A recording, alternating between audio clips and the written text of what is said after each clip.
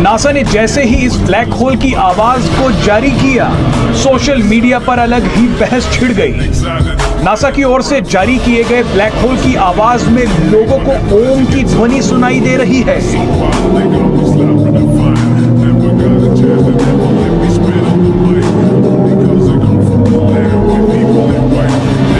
एक social media user ने लिखा कि विज्ञान हिंदू ऋषियों से पीछे है। विज्ञान ने आज जो खोजा है वो बहुत पहले ऋषियों ने खोज लिया था। वहीं एक दूसरे सोशल मीडिया यूजर ने लिखा कि ओम शाश्वत ध्वनि है। ओम ध्वनि ब्रह्मांड में हर जगह मौजूद है।